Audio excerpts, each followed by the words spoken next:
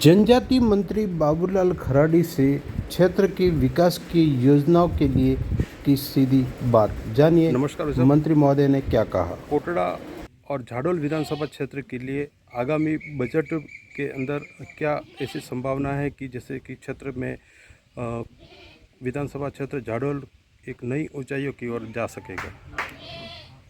इसको लेकर के हमारे माननीय मुख्यमंत्री जी पहली बार एक नवाचार कर रहे हैं।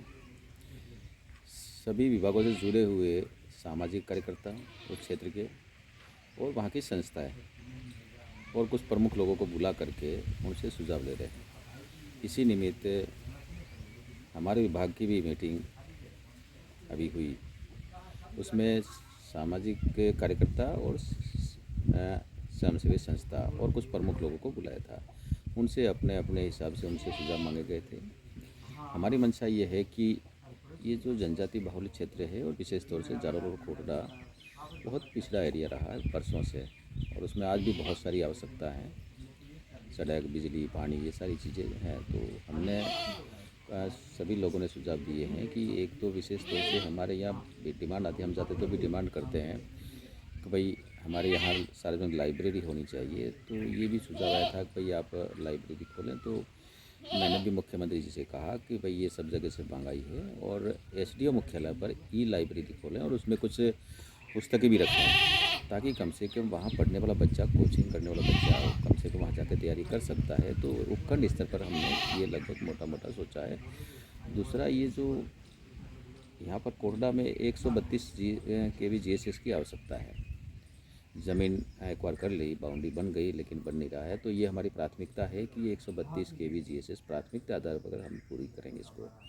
इसको इसी सेशन में हम इसको लेकर के कैसे भी इसको पूरा करके, क्योंकि बिजली की समस्या बहुत ज़्यादा, इसको हम ठीक करेंगे। दूसरा, जो यहाँ पर चिकित्सा सुविधा हमारे यहाँ, क्योंकि उदयपुर 125 किलोमीटर है, इधर गुजरात पड़ता है, तो इसको लेकर के हमारे मन में एक कल्पना है कि यहाँ पर सैटेलाइट हॉस्पिटल बन जाए और झाडोल सैटेलाइट पर हॉस्पिटल बन जाए। तो दोनों जगह कम से कम स्थानीय लोगों को एक अच्छे जो क्वालिटी के चिकित्सक हैं, जो सर्जन हैं, मेडिसिन है, ऐसे डॉक्टरों का उनको सुविधाओं का लाभ मिले और सारी सुविधा जो एक्सरे और सोनोग्राफी की सुविधा भी मिल सकती है। दूसरा, हमारे यहाँ पर फॉरेस्ट का एरिया है, गेम सेंचुरी, उसमें हमें सड़कें और बिजली, पानी आज भी नहीं पहुँचा पाए हैं। ये हमारी प्राथमिकता है। मैं बार बार कहता रहा हूँ और बार बार ये आग्रह करता हूँ, क्योंकि फॉरेस्ट के कानून के कारण सड़कें नहीं जा पाती हैं।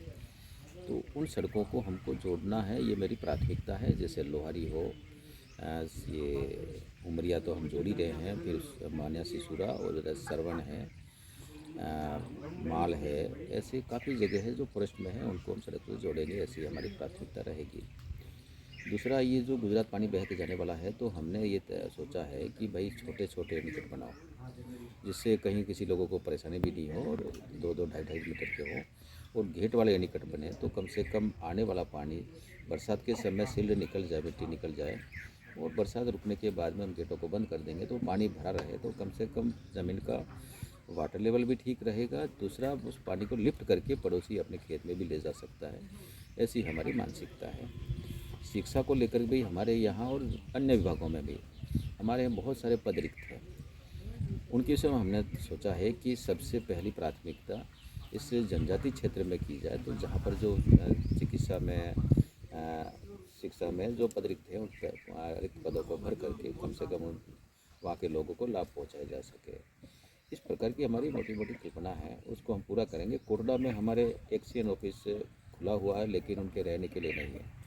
हमने सोचा है कि इसको भी ऑफिस को ढंग से बना करके उसको पूरा करके दें, ताकि कम से कम स्टाफ रह सके और हमारे जो अधिकारी हैं वो यहाँ रह सके। वैसा भी हम सोच रहे हैं। तो एक एक चीज़ को हम ठीक करके और जो लोगों तक हम ये जितनी सरकारी योजना उनका सारा लाभ पहुँचा करके उनकी मदद करने का काम करेंगे।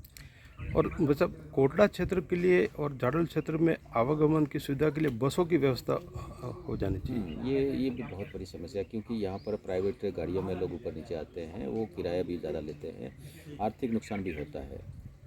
मेरी एमडी से बात हुई है, उन्होंने कहा था एक बस शायद चालू हो गई होगी, गोगुंदा से लगा करके उकना होकर के पानावत तक चलने वाली शायद चल गई होगी। उन्होंने जगह 1-2 दिन में मैं चलाता हूँ। दूसरी बस हमारी एक वाया गोकुंदा होकर के कोटडा ने एक बस हमने कहा था कोई झाड़ोल से होकर के न कोटडा आवे, तो इस पर करके 2-3 बसों के लिए हमने कहा है।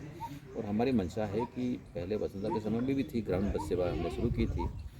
हम माननीय मुख्यमंत्री से आग्रह करेंगे कि भाई गाँवों में भी समस्या तो है ही, तो ग्रामीण बस सेवा शुरू हो जाए तो लोगों को आने जाने में तकलीफ नहीं है, ये भी हम करेंगे। जैसे कि कोटा क्षेत्र का बिकनी और सामोली और ये ऐसे गांव हैं जहां पर आज पहले तो बसें चली हैं लेकिन अब बसें बिल्कुल नहीं पहुंचती बसों, तो ऐसे लोगों को दूरस्थ लोगों को काफ़ी परेशानी उठानी पड़ती मैंने है। यही कहा ग्रामीण बस सेवा हम चाह रहे हैं वो शुरू करेंगे, तो क्योंकि मामेर भी चली है, बाहर तक चली है, तो ग्रामीण बस सेवा शुरू होगी तो इन गाँवों में भी बसें जाएगी, ऐसी हमारी मंशा है। धन्यवाद भाई साहब।